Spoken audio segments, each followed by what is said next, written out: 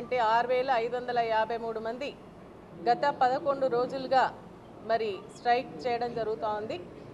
వారికి సంబంధించినటువంటి డిమాండ్స్ పైన ఉన్నటువంటి ఒక రిప్రజెంటేషన్ని మరి గౌరవ ముఖ్యమంత్రి గారి దృష్టికి కూడా వారు తీసుకెళ్లడం జరిగింది. వారి యొక్క సమస్యలు పరిష్కరించడానికి మన ప్రభుత్వం మరి గ్రూప్ ఆఫ్ మినిస్టర్స్ని అపాయింట్ చేయడం జరిగింది. అది 13th రోజు అపాయింట్ చేయడం జరిగింది. అయితే ఐకేపీ ఎంప్లాయీస్కి ఉన్నటువంటి కొన్ని అనుమానాలన్నీ కూడా నివృత్తి చేసి మరి మీకున్నటువంటి సమస్యలన్నీ కూడా పరిష్కరించడానికి ఈరోజు ప్రభుత్వం గ్రూప్ ఆఫ్ మినిస్టర్స్ని ఫామ్ చేయడం జరిగింది. కాబట్టి మీ యొక్క స్ట్రైక్ని వెంటనే విరమింపజేయండి. మరి అదేవిధంగా ప్రభుత్వం ఈరోజు మహిళలకు ఎన్నో కార్యక్రమాలు చేపట్టడం జరుగుతోంది. వాటన్నిటినీ కూడా మీరే ప్రతిష్టాత్మకంగా తీసుకెళ్తూ మరి మహిళా ఆర్థికాభివృద్ధి కృషి చేయడం జరుగుతోంది. కాబట్టి మరి మీరు ఇమీడియట్గా స్ట్రైక్ కాల్ ఆఫ్ చేయండి అని చెప్పేసి కోరినప్పుడు వారికి ఉన్నటువంటి ప్రధానమైనటువంటి డిమాండ్స్లో కొన్ని మరి ప్రభుత్వం దృష్టికి, అధికారుల దృష్టికి, మరి గ్రూప్ ఆఫ్ మినిస్టర్ దృష్టికి తీసుకొని రావడం జరిగింది. వాటిని సానుకూలంగా స్పందిస్తూ మరి గ్రూప్ ఆఫ్ మినిస్టర్స్ ద్వారా గవర్నమెంట్కి రికమెండేషన్ చేస్తామని చెప్పడం జరిగింది. వారి ప్రధాన డిమాండ్లలో ఒకటి ఏంటంటే 5 yearsకి ఒకసారి కాంట్రాక్ట్ రెన్యువల్ అని చెప్పేసి ఒక పదాన్ని ఉంది. ఆ పదాన్ని తొలగిస్తూ మరి ఇమీడియట్గా మరి వారికి సంబంధించి ఈ యొక్క ప్రధానమైనటువంటి సమస్యగా వారు చెప్పడం జరుగుతోంది. కాబట్టి దాన్ని తొలగిస్తామని చెప్పేసి వారికి చెప్పడం జరుగుతోంది. కాబట్టి ఇమీడియట్గా వాళ్ళని స్ట్రైక్ కాల్ ఆఫ్ చేయడానికి కూడా వాళ్ళు సిద్ధంగా ఉండి ఈరోజు ఇక్కడికి రావడం జరిగింది. మరి వారందరినీ కూడా అభినందిస్తూ ప్రభుత్వం వారి కోసం చేపట్టినటువంటి కార్యక్రమాలు మరి వారు నమ్మి ఈరోజు మరి స్ట్రైక్ కాల్ ఆఫ్ చేస్తున్నందుకు వారిని అభినందిస్తూ అదేవిధంగా ఈ యొక్క స్ట్రైక్ కాల్ ఆఫ్ చేయడానికి మరి మన ఎమ్మెల్సీ గారు కూడా బాగా కృషి చేయడం జరిగింది. టీఎన్యూఎస్ నాయకులు, కొంతమంది మంత్రులు, అదేవిధంగా ఎమ్మెల్యేలు, ఎమ్మెల్సీస్ కూడా బాగా కృషి చేయడం జరిగింది. వారిని కూడా అభినందిస్తూ మరి 4 వారాల్లో ప్రభుత్వం రిపోర్ట్ ఇవ్వాలని చెప్పేసి మరి గ్రూప్ ఆఫ్ మినిస్టర్స్ని ఫామ్ చేయడం జరిగింది. కాబట్టి మరి ఇప్పుడు మేమందరం కూడా గ్రూప్ ఆఫ్ మినిస్టర్స్ వారికి ఇచ్చినటువంటి రిప్రజెంటేషన్ పైన మరి చర్చించి ప్రభుత్వానికి 4 వారాల లోపల రిపోర్ట్ ఇవ్వడం జరుగుతుందని చెప్పేసి తెలియజేస్తా ఉన్నాను. ఏమండి వాళ్ళు ప్రధానంగా 20 సమస్యల గురించి ఒక రిప్రజెంటేషన్ ఇవ్వడం జరిగింది.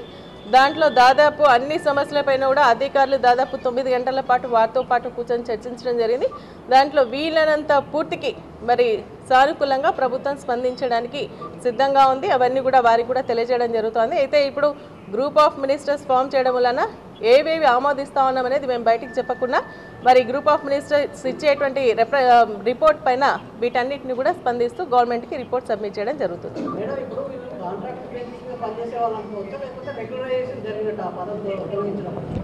అంటే వాళ్ళకి ఎవ్రీ 5 yearsకి ఒకసారి రెగ్యులర్ చేయడం జరుగుతుంది. అట్లా కాకుండా ఏంటంటే రిటైర్మెంట్ అయ్యే వారికి వాళ్ళ యొక్క సర్వీసెస్ని కొనసాగిస్తున్నట్టుగా మనము ఈ కాంట్రాక్ట్ రెన్యువల్ అనే పదాన్ని తొలగించడం జరుగుతుంది. అయితే పర్ఫార్మెన్స్ బేస్డ్ అదేవిధంగా లయబిలిటీ ప్రకారంగా వీరిపైన మరి ఏమైనా తప్పులు ఉన్నప్పుడు తప్పకుండా వారిపైన యాక్షన్ తీసుకోవడానికి దీంట్లో అవకాశం ప్రొవిజన్ ఉంది.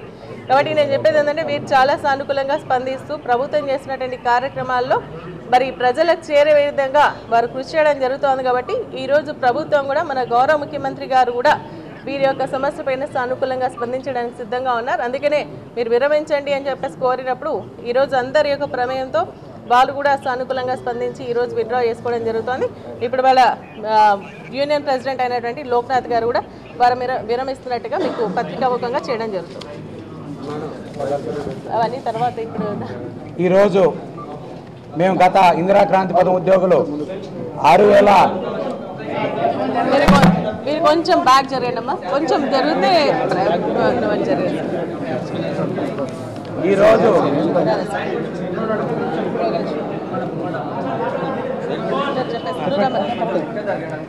ఇద్దరు చెప్తాను వీళ్ళు చెప్పేస్తారు ఇంకా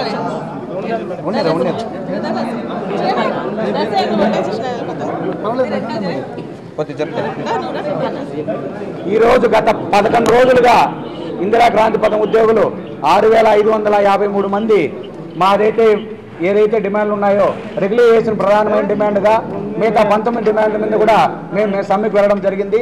ఏదైతే మన రాష్ట్ర ప్రభుత్వం కానీ మా మంత్రి గారు కానీ మా ఎమ్మెల్సీ గారు టీఎన్జిఓ నేతలందరూ కూడా మాట్లాడడం జరిగింది. దాంట్లో మాకు 650 జీవో ఒకటి ఇచ్చి దాన్ని 4 వారాల్లో మా డిమాండ్లన్నిటి మీద కూడా పాజిటివ్గా రిపోర్ట్ వచ్చేదానికి 4 వారాలు టైం అనేది అడగడం జరిగింది. దానికోసం కూడా 650 జీవోను మేము గౌరవిస్తున్నాము. రాష్ట్ర ప్రభుత్వాన్ని, మా మంత్రి గారు సునీతా లక్ష్మారెడ్డి గారిని మేము పూర్తిగా విశ్వసిస్తున్నాము.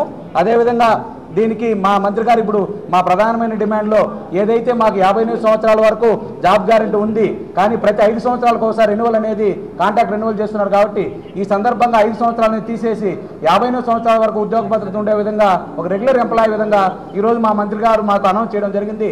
దీనికి మా ఇందిరా క్రాంతి పథం ఉద్యోగుల సంక్షేమ సంఘం తరఫున 6,500 మంది తరఫున కూడా మేము మంత్రి గారికి మేము ఈ సందర్భంగా చాలా కృతజ్ఞతలు తెలియజేసుకుంటున్నాం.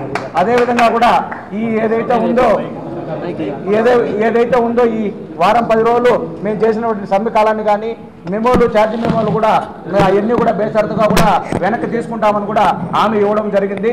కావున ఈ సందర్భంగా మేము దాన్ని తాత్కాలికంగా కూడా మేము సమ్మె విరమించుకుంటున్నాము. అదేవిధంగా మా రాష్ట్ర నాయకుడు మన నర్సయ్య కూడా మాట్లాడుతున్నాము. ఆ యొక్క కమిటీలో 4 వారాల మా ప్రధానమైన డిమాండ్ రెగ్యులరేషన్ సంబంధించినటువంటి డిమాండ్ 6,554 మంది మరియు రెగ్యులేషన్ అనేది తప్పక అందులో జీవోలో వచ్చినట్టుగా మంత్రి గారు హామీ ఇవ్వడం జరిగింది. అట్లాగనే సిబ్బంది సంబంధించినటువంటి pay fixation and cadre fixation, ఈ పే ఫిక్సేషన్ రాష్ట్ర ప్రభుత్వ ఉద్యోగస్తుల మాదిరిగా పే ఫిక్సేషన్ ఉండాలని చెప్పేసి మేము చెప్పినాము. దానికి మంత్రి గారు కూడా స్పందించి తప్పకుండా అదే విధానంగా ఉండేటట్టుగా చెప్పడం జరిగింది. ఈ యొక్క జీవోని గౌరవిస్తూ మేము తలపెట్టిన సమ్మెని ఈ రోజు నుంచి మేము 4 వారాల తర్వాత దాకా తాత్కాలిక వాయిదా ప్రకటిస్తున్నట్టుగా అందరికీ రాష్ట్ర ఉద్యోగ తరఫున ప్రకటన చేయడం జరుగుతుంది. అదేవిధంగా మాకు సహకరించినటువంటి టీఎన్జిఓ నాయకులు, మరి ఉద్యోగ సంఘాల నాయకులు, సిఐటి నాయకులు, మరి మీడియా మిత్రులకు, పత్రికా మిత్రులకు, రాజకీయ పక్ష నేతలకు అందరికీ కూడా మా ఉద్యోగ సంక్షేమ సంఘం తరఫున ప్రజా సంఘాలకు కూడా మా యొక్క కృతజ్ఞతలు తెలియపరుచుకుంటున్నాం.